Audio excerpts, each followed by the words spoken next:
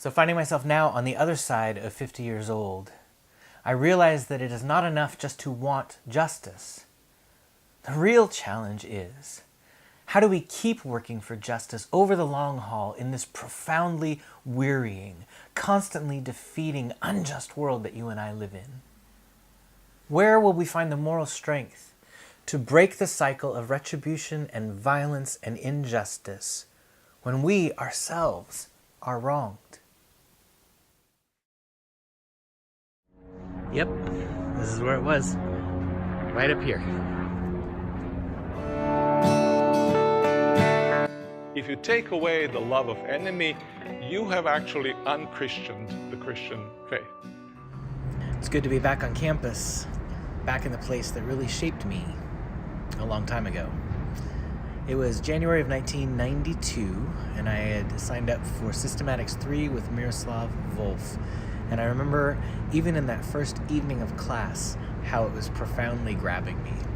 I met right back there, through that hallway.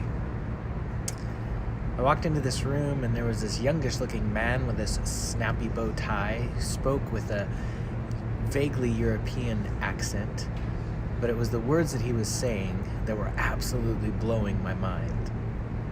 He had just returned from teaching for several months in his native land of Croatia, and I had to admit that I didn't know where Croatia was at that point, because we knew it at that point as Yugoslavia. But Yugoslavia and the Balkans were splintering into all these different pieces. For generations, ethnic Croats and Serbs had lived side by side in Yugoslavia. But now, ethnic Croats wanted Croatia, to be independent and on its own. But the Serbs who lived in the same land wanted to join neighboring Serbia, and it was not long before war broke out, and it was a horrific war. Volf's home, as a native Croat, was shattering. And the way that he wrestled to make sense with this injustice, the way he looked at his home falling apart, the way he tried to make sense of God, make sense of the world in this phase, he wouldn't shy away from the hard questions. He wouldn't look for easy answers. And it was that wrestling that was so compelling to me, and even on that first night I realized had become foundational. It had started to change how I thought about faith, how I thought about myself, and how I thought about the world. And I remember standing right back there with a friend of mine after that first evening class and saying how much we were drawn by his heart, not just his mind, but his heart. This classroom right here is where I had my last class with Miroslav Volf, near the end of my time at Fuller. This is the time when I got to know him a little bit better, and especially where I connected with a lot of the people that meant a lot to me. And we were wrestling with his ideas. And every Tuesday morning, I think, after we had class, he would invite anybody who wanted to go with him over to the coffee shop to talk theology. And we always took advantage of that. We'd also come out here, just outside that classroom, and look down on the quad and out at the mountains. And we try and wrestle and talk about what it meant to live and act for justice and for peace in our world. The LA riots were happening the same time that we were here as well, and so we were seeing violence and destruction happening all over the place. We're seeing the kind of conflict and watching it play out in front of our eyes, wondering, how do we live as people of faith? How do we live as people who want not just peace, but justice? And like I said, every Tuesday, we would walk down this hallway, down the stairs, and head with Volf over to the coffee shop. So since I was on campus, I thought that I would walk over to the coffee shop like we used to, only to find, lo and behold, that it's now a hair salon. But I remember when it was different. We have a chance every day after class on Monday to go into this Higher Grounds Cafe to do some talking with the professor, and hopefully we'll even get a chance to talk with him himself. We're here in Higher Grounds discussing important matters of theology. Diana, what's your question? What is theology, Dr. Volf? Well, Diana, you should know, theology is a big game. With different varying degrees of skill.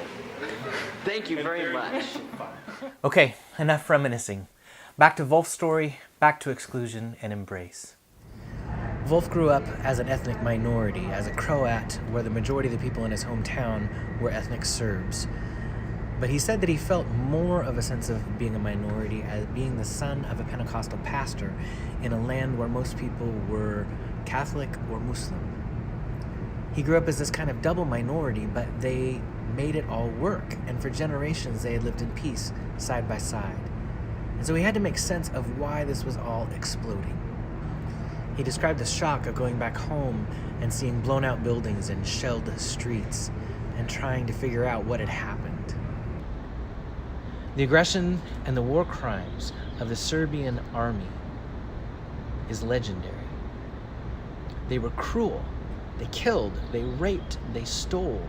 And these Chetniks, these Serbian soldiers, were hated and they were feared.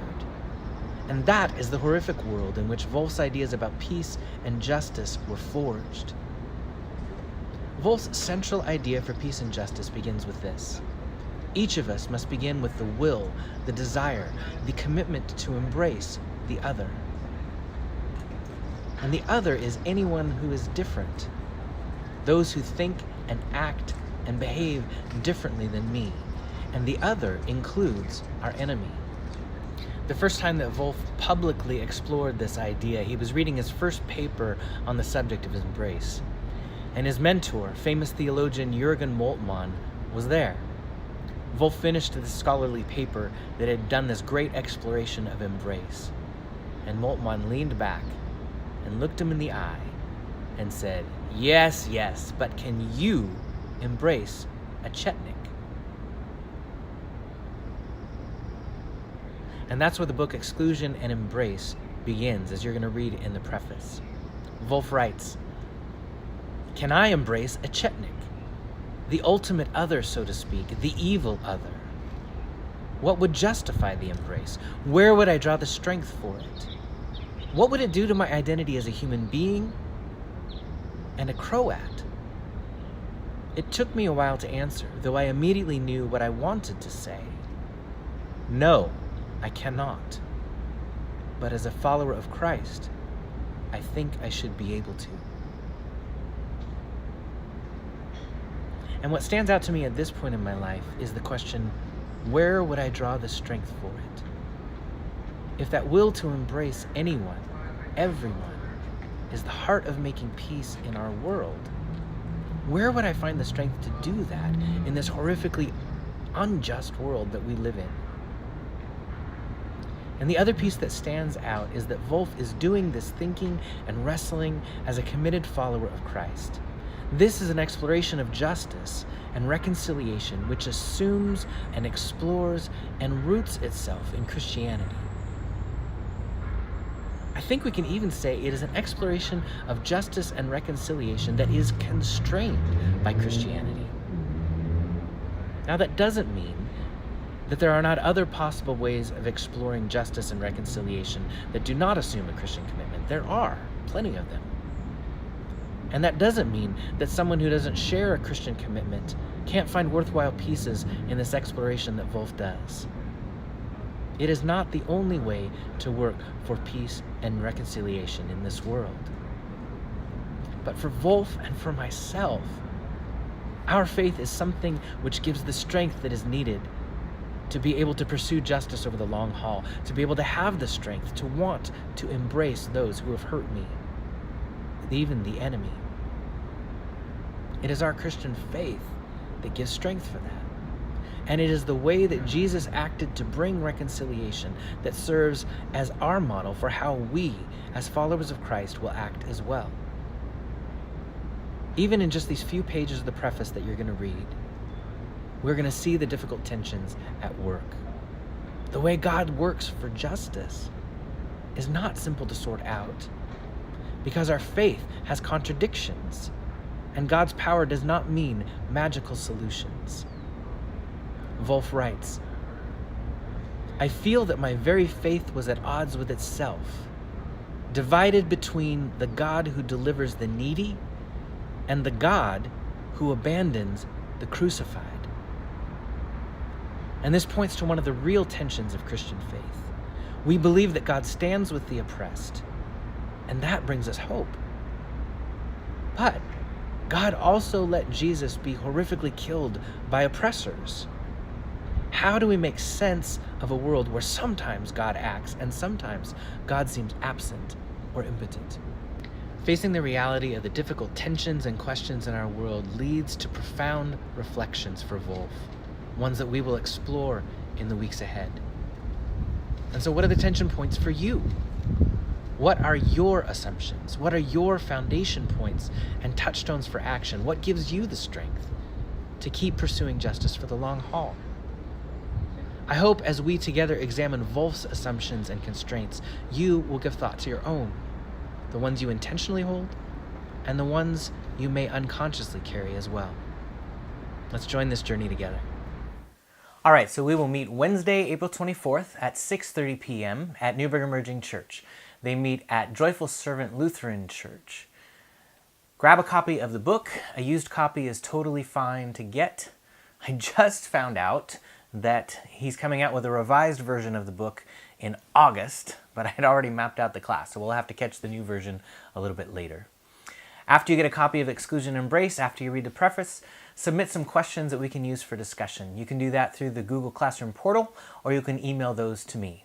So bottom line, buy the book, read the preface, submit some questions, and we'll meet together on Wednesday night. If you just want to do this online, that's totally fine too. You can send your questions to me and we'll figure out a way to do some discussion that way. All right, take care.